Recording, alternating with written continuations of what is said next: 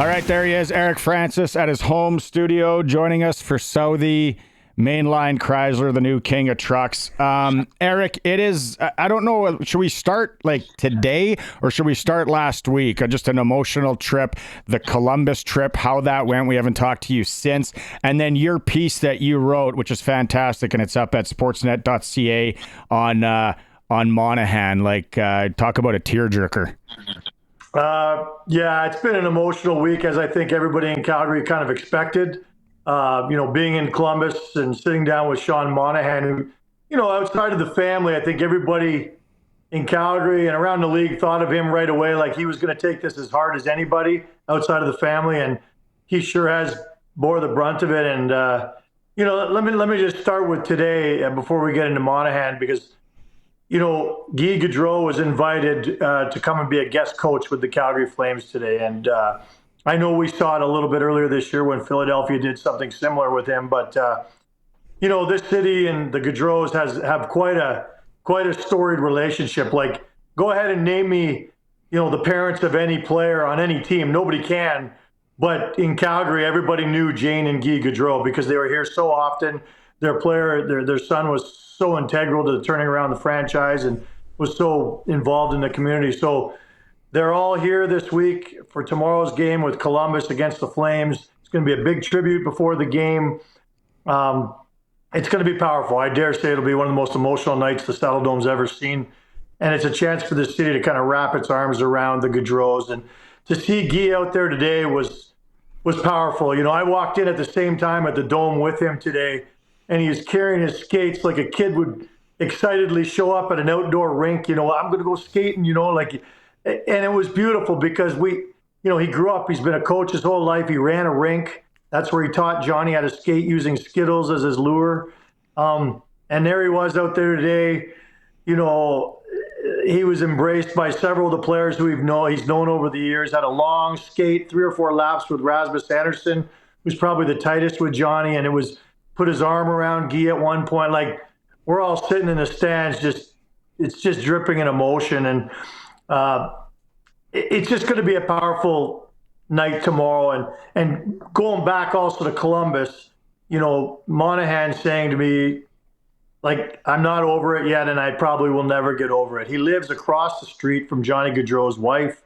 Their sons get together all the time. They're 6 months and 9 months.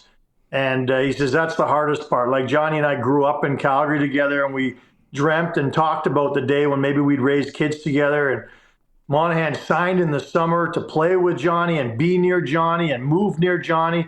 And for 2 months, they were the 2 happiest guys in the world. And he told a funny story about how Johnny at one point FaceTimed him, as they did every day, and showed himself working out. He said, like, oh my God, like, I've never seen that. Johnny doesn't work out. Like, Johnny was not a gym rat. I think that's not a secret. And he said, Monahan was excited because he was going to be healthy. Gaudreau was excited because he had his buddy, his partner in crime with him. And they were so excited to see what they could do together, and they never got that chance. So, yeah, there's a lot of emotion flying around the Flames. And I'm just happy that the team's going to give them a chance, the fans here, to wrap their arms around them one more time. Yeah, well said. If anyone wants to go, like I said, and check that out, it's at sportsnet.ca. It's a great piece. As for the hockey road trip didn't really go that great, right? It's no. Yeah, pinpoint kind of what's the problem. And I know, like, there's some comments floating around. I think it's Huberto. Just what's the state of the team right now? They're at a low point, that's for sure.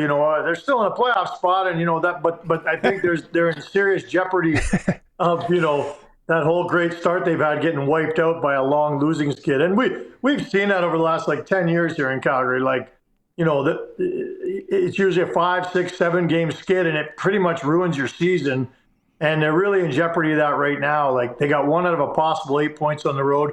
They've now gone 22 games in a row scoring 3 goals or less. Like, we're approaching some record territory. I don't think anybody in the league's done that since 2017.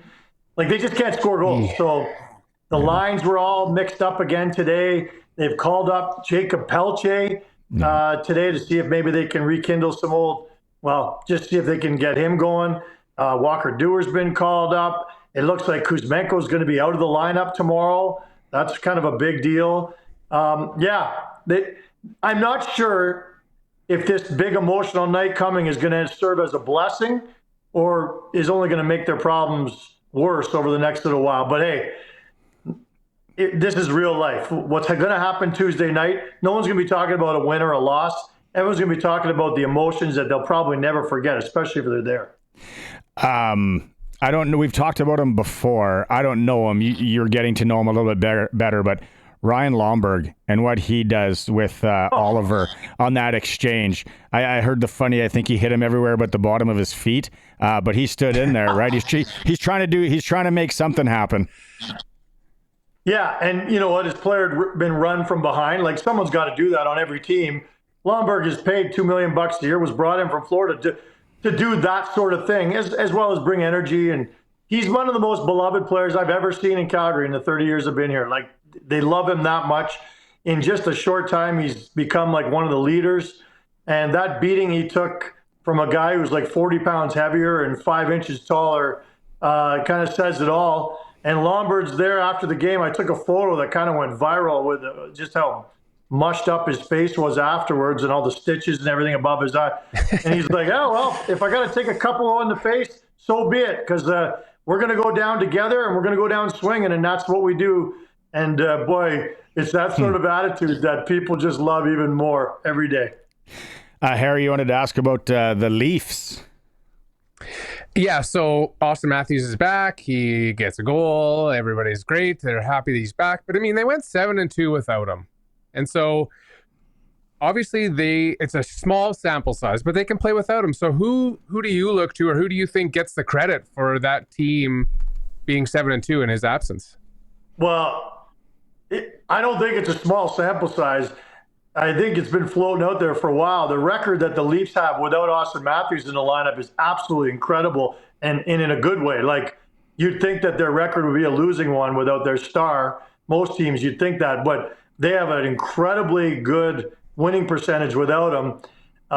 There have been people, I remember in the playoffs last year when Matthews was out for an extended period of time, people in Toronto who are diehards were telling me, as long as Austin Matthews stays out of the lineup, we have a chance to come back. Because remember, they came back and almost won that series. And,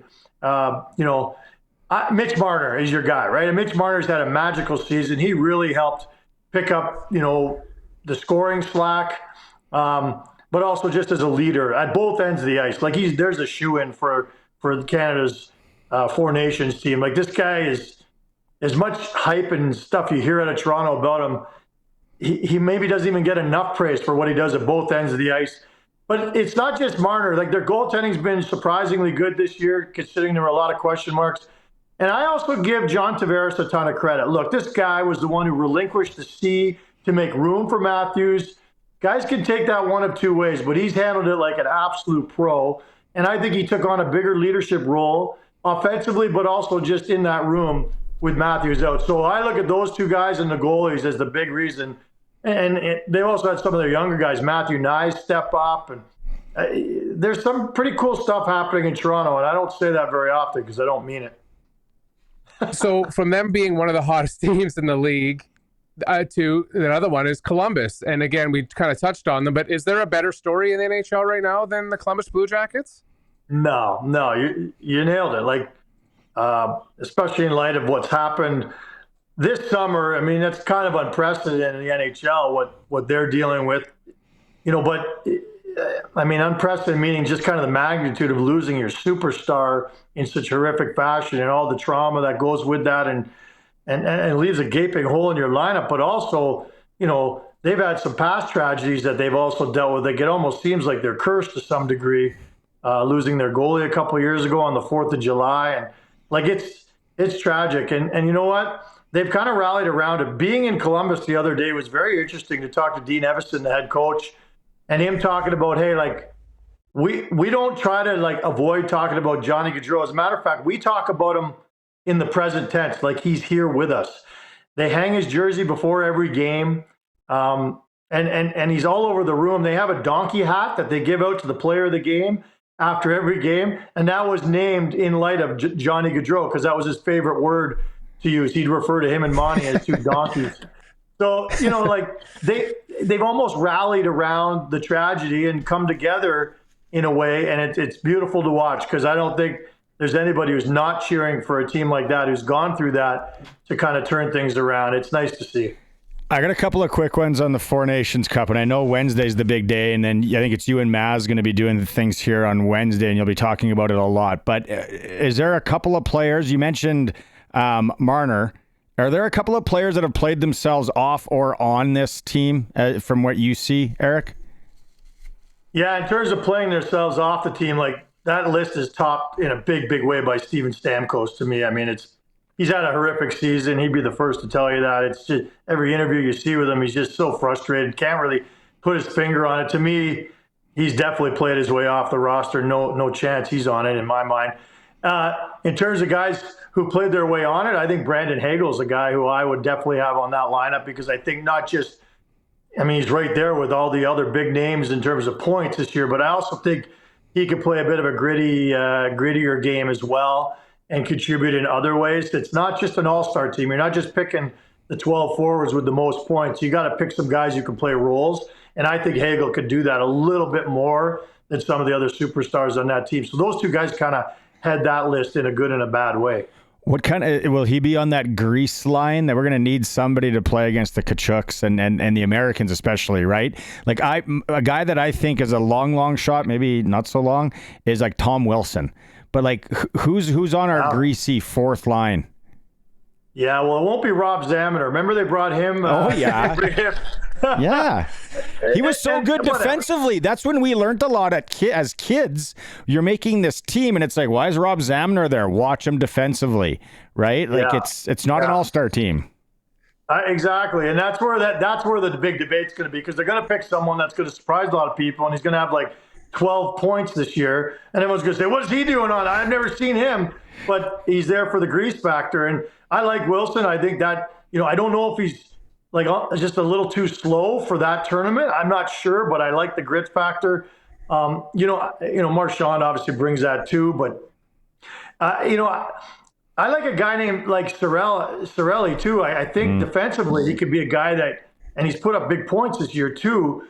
They would look at a guy like that, but in terms of Greece, I really am. It'll be someone that I'm not sure a lot of people agree on or saw coming. I'll say that. If you do bring in a guy like Tom Wilson, does it play into the fact that a guy like that isn't very well liked? Do they put that? Can they put that aside? The fact that there's so much animosity built up. Brad Marchand would be in the same. I feel like it's a little different, but NHLers are amazing. It's all about team. Guys have been bred from the day they started in, top level hockey. It's never about yourself. It's about the team. And while some guys are faking that when they do that, the reality is a lot of them do, realize, hey, and you'll hear the statement, well, I didn't like him too much when I played against him, but I'm glad he's on my team now. You're gonna hear that all day, every day, right? So I don't worry about that stuff. And these are all big boys who will be thrilled that someone out there is going to protect them a little more than others. Okay, we've been talking about kind of like pet peeves at sporting events as we go along here, stemming from something that happened with us yesterday. What's Eric Francis's pet peeves when you go to a sporting event, maybe covering it or just watching it with your son? Well, cheering in the press box, and the way the world's changed so much, you got too many yahoos in there who don't have a clue that what journalism is all about, and now you don't cheer.